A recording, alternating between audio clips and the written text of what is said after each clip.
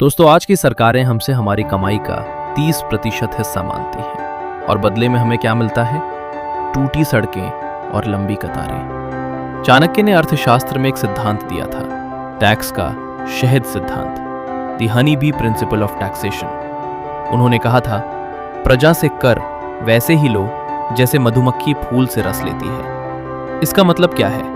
मधुमक्खी फूल को नुकसान नहीं पहुंचाती, उसे पता भी नहीं चलता कि उसका रस जा रहा है और अंत में शहद का भंडार जमा हो जाता है। दोस्तों, चाणक्य ने डायरेक्ट टैक्स के बजाय कंजम्पशन टैक्स और वैल्यू एडिशन पर जोर दिया था। उनका मानना था कि अगर टैक्स देने वाले का धंधा मरेगा तो राज्य खुद ब खुद भूखा मर जाएगा। आज के दौर में सरकारें फूल ही उखाड़ रही हैं, इसीलिए शहद गायब है। अब बात करते हैं धन के तालाब सिद्धांत की। चाणक्य का दूसरा राज है, संचित धन का उपयोग न करना उसे सड़ा देने के बराबर है।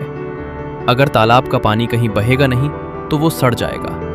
वैसे ही अगर पैसा बाजार में सर्कुलेट नहीं हो रहा है तो वो कागज का टुकड़ा है। चाणक्य ने 2300 साल पहले लिक्विड एसेट्स और री इन्वेस्टमेंट की बात की थी।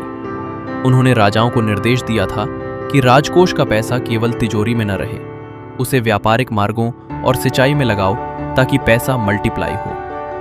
आज के वो लोग जो पैसा सिर्फ सेविंग अकाउंट में रखकर खुश हैं, वो चाणक्य की नजर में सबसे बड़े मूर्ख हैं। गुप्तचर आधारित मार्केट रिसर्च। चाणक्य के पास दुनिया का सबसे बड़ा जासूसी नेटवर्क था, लेकिन उसका उपयोग सिर्फ दुश्मनों को पकड़ने के लिए नहीं बल्कि बाजार भाव जानने के लिए होता था। कोई व्यापारी कालाबाजारी तो नहीं कर रहा? क्या कोई अधिकारी कमीशन खाकर व्यापार रोक रहा है? चाणक्य ने भ्रष्टाचार को पकड़ने के लिए एक कड़वी बात कही थी, जैसे जीभ पर रखे शहद को चखने से कोई खुद को रोक नहीं सकता, वैसे ही राजकार्य करने वाला सरकारी धन का स्वाद न चखे, ये असंभव है। इसलिए उन्होंने ऑडिट की ऐसी व्यवस्था बनाई कि एक पाई का भी हेरफेर सीधे मृत्युदंड की ओर ले जाता था। तो सवाल ये नहीं है कि दोस्तों चाणक्य ने 2300 साल पहले क्या कहा था। सवाल ये है कि आज हम उन गलतियों को क्यों दोहरा रहे हैं जिन्हें चाणक्य ने आत्मघाती बताया था।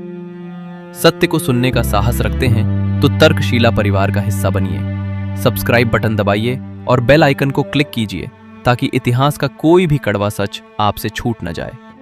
मैं राकेश कुमार शर्मा मिलता हूं अगले विश्लेषण के साथ। याद रखिए, शिक्षक कभी साधारण नहीं होता, प्रलय और निर्माण उसकी गोद में पलते हैं। जय हिंद।